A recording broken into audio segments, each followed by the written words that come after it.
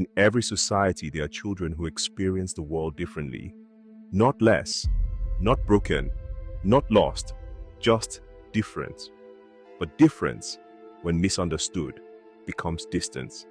And distance, when ignored, becomes exclusion. Globally, it is estimated that 1 in every 100 children lives with autism spectrum disorder. Yet in many developing countries, including Nigeria, the true number remains unknown due to severe underdiagnosis and limited awareness systems. Today, we ask a simple but urgent question. How do we show up for those who experience the world in ways we are still learning to understand? Autism spectrum disorder is not an illness to be cured. It is a neurodevelopmental condition that shapes how a person communicates, learns, and experiences the world. In Nigeria today, thousands of children live with autism, many undiagnosed, many misunderstood, and too many without access to the support they need. Behind every diagnosis is a story. Behind every story is a family learning to adapt. One of the problems with autism is that it's usually diagnosed late, especially in our environment. But no matter how late or early they present, support is what they need in order to live out their full potential. And this support could be educational, behavioral support, so that they can be able to thrive in this world that is very complex.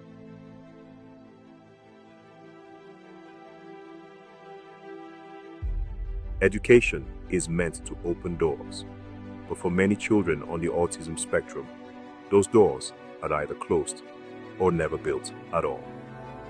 Beyond the classroom learning and teaching, we can also explore other areas, the skills they can bring on board. We also encourage self-advocacy, where a student can speak for themselves. Like a student walked up to my office and said, I would not like to be treated specially. I asked the question, why? He said, because everybody sees me as a gifted learner. I said, no, you are not, that you are like every other person. That's to tell you that she is self-aware. And that comes with growth and trajectory.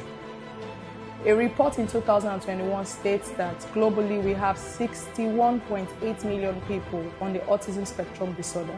I think we have to start finding out, ways to help children with autism spectrum disorder. And let me talk about the various ways. You look for homeschooling. Some schools are not equipped enough to provide these services. The schools who are equipped to provide these services, some are not affordable to some parents, in fact to a large number of parents. You also have the challenge of finding a lot of people who will need to get the adequate training, the training, the empathy to provide these services. We don't have it all. So instead of thinking from the angle of, let's make them like this, let's make them like this, I think we have to go from the angle of taking a step back, observing them, learning what their strengths are, allowing them guide us to provide the necessary solutions or the necessary interventions that they actually require. In the classroom, progress does not always look like grades. Sometimes it looks like eye contact. Sometimes it looks like silence breaking into words. Sometimes it looks like trust. When they work along with their peers in a learning environment, the children with autism spectrum are able to understand, they build their confidence, and they also build social skills, whereas the other children learn support and friendship with these ones. For parents, autism is not a diagnosis on paper. It is a daily journey of learning, unlearning, and advocating in a world that often does not listen. Wọ́n nípa torí jàmá bíbí ẹ̀ṣá ni kò rọrùn ìgbà tí ìyá ẹ̀ máa bí ló ní iṣu bó ṣe wá rí yẹn lòun ló fa ìpínyà ìyá àti bàbá ẹ̀ ó filẹ̀ fún bíi 2 years torí wọ́n ti rò pé kò ní lè rìn àbúrò bàbá ẹ̀ rí skul kan lórí bóyá íńtánẹ́ẹ̀tì ṣáàbì gbogbo skul tí wọ́n gbé skul báyìí wọn ò gbà lọ́wọ́ wa ó dẹ̀ ní láti lọ sí skul.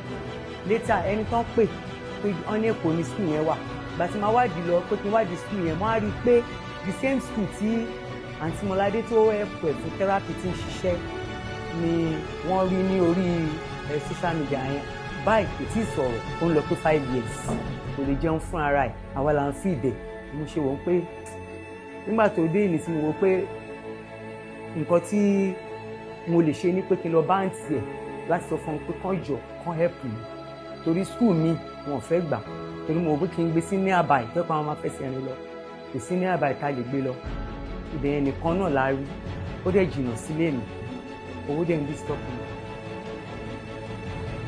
Beyond homes and classrooms lies a larger question. What systems exist to support these families? What policies protect inclusion? What structures ensure no child is left behind because of how they are wired to experience the world? Inclusion is not a slogan. It is not a campaign. It is how we design our schools. It is how we train our teachers. It is how we listen to parents. It is how we fund healthcare. It is how we shape policy. It is how we show up for every child who sees the world differently. There must be a society willing to meet them where they are. Not tomorrow, not someday, but now. It is how you show up, how we show up in policy, financing, and care will determine whether inclusion in Nigeria is real or rhetorical.